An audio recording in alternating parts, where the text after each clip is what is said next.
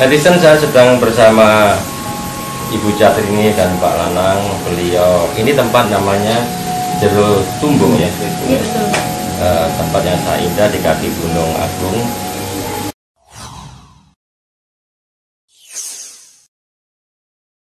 Dan pertama-tama netizen, saya akan memberikan penghargaan kepada Dr. Catrini Pratihari Kebun-Tubuh, tokoh penjaga budaya dan konservasi alam Nusantara,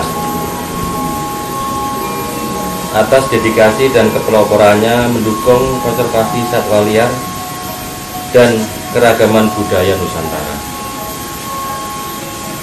Mohon diterima Bu Catrini. Terima kasih Pak.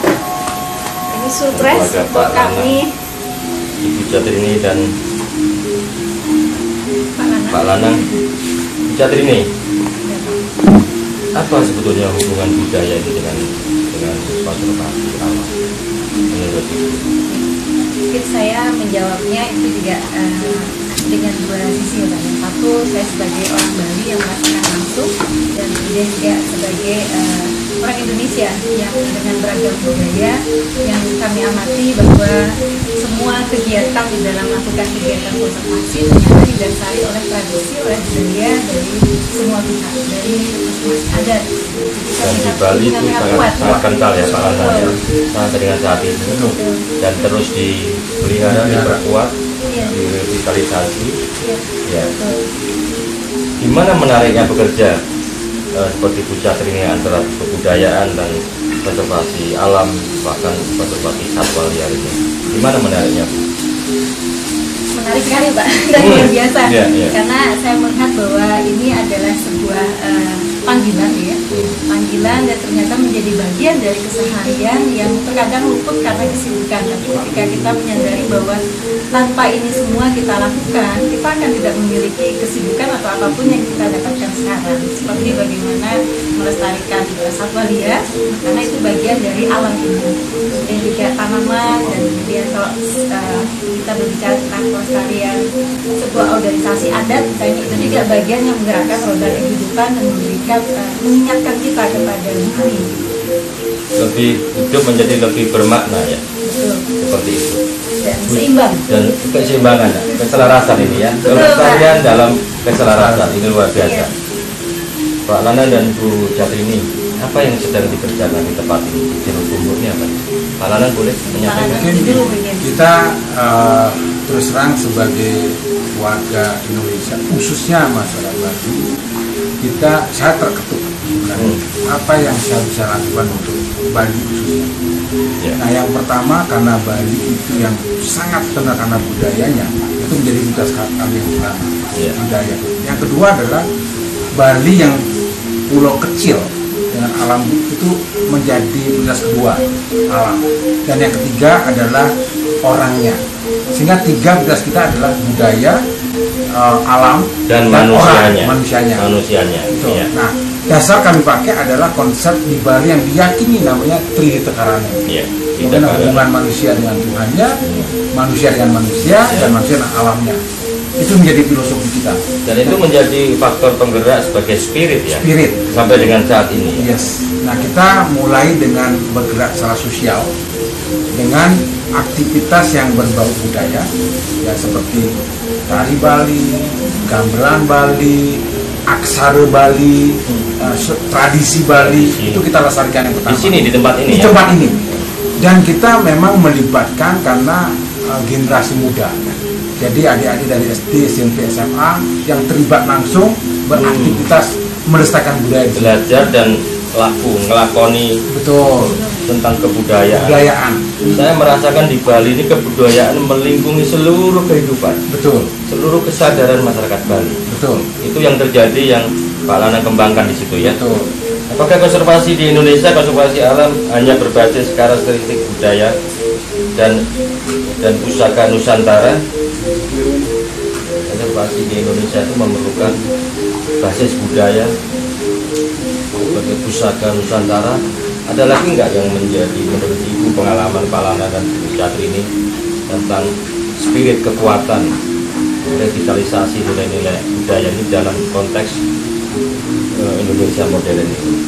Kalau saya dan mungkin Pak Lanang juga dan kami semua di sini menyadari bahwa ada kekuatan alam juga. Jadi alam itu sebenarnya sudah memberikan berbagai tanda, berbagai cara bagaimana ini kita hidup bersama di dalam bumi. Ini selain budaya dan kekuatan pusaka Nusantara ini Ibu mengatakan kekuatan alam ya, bisa lebih dijelaskan? Ya, jadi misalnya di dalam konsep Hindu itu disebutkan bahwa proses dari tanaman mulai tumbuh, kemudian berbunga dan berbuah dan hasilnya itu diberikan manfaat kepada manusia. Kita selalu diingatkan ada proses-proses itu bahwa manusia harus turut menjaga. Jadi ada berbagai upacara untuk itu, termasuk juga proses penanaman padi di sawah. Organisasi Subak itu tidak hanya organisasi mengatur bagaimana pemberian pupuk, kemudian nanti pemasaran bagaimana, tapi juga bagaimana ritual tetap dilakukan untuk mengapresiasi dan juga mengingatkan padi adalah bagian dari bumi ini bersama-sama manusia dan satwa dan harus ciptaan Tuhan lain. Jadi, saya mendengar Ibu sedang melakukan upaya-upaya untuk pelestarian Subak ya? Betul, Pak. Sebetulnya apa filosofi di balik Subak? Filosofi yang paling mendasar adalah Trihitakarana, Pak. Tetap kembali lagi kepada konsep keseimbangan tersebut, keselarasan, keharmonisan. Nah, itu. Jadi kami juga melihat bahwa sekarang ini dengan dinamika yang ada, maka Subak tentunya semakin terdesak juga dengan tekanan pembangunan. Dan ini bagaimana bisa dilestarikan karena tanpa ada sawah, tanpa ada padi, ini adalah bagian terpenting dari kehidupan di Bali. Tidak hanya untuk urusan perut atau makanan, tapi juga bagaimana filosofis untuk menghargai alam yang terkandung di dalam pelestarian Subak itu. Dan sebetulnya ada peranan pemerintah ya untuk sangat besar sebenarnya, untuk Pak. melestarikan, memastikan bahwa Subak ini terus dilestarikan sebagai warisan budaya ya. Betul. Ya. Bu Catin, ini terakhir Pak Lanang, apa harapan Bapak Ibu ini untuk konservasi alam Indonesia?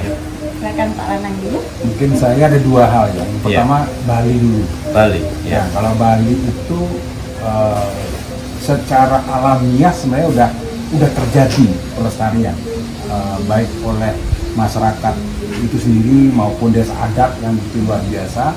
Udah jadi mungkin tapi butuh konsistensi, butuh pihak-pihak lain yang lebih peka untuk melihat mana hal yang perlu dirasakan lebih fokus. Itu mungkin yang pertama dari Bali. Nah, yang kedua untuk Bali itu juga perlu adalah gini, Pak. Sebenarnya pelestarian itu intinya bagaimana masyarakat Bali itu bisa dengan ikhlas menerima apa realita. Yang poin pertama, termasuk ada perubahan-perubahan, itu harus terima dengan ikhlas. Tidak bisa, karena nggak bisa melawan alam itu nggak bisa gitu. Kita harus dengan ikhlas. Yang kedua adalah melakukan sesuatu dengan tulus. Itulah upacara Bali, di situ sebenarnya pondasinya. Menerima dengan ikhlas, melakukan dengan tulus. Ya. Dan apapun yang terjadi, kita menerima dengan sabar. Masa depan. Ikhlas, tulus, sabar. Sabar. Tiga hal yang luar biasa.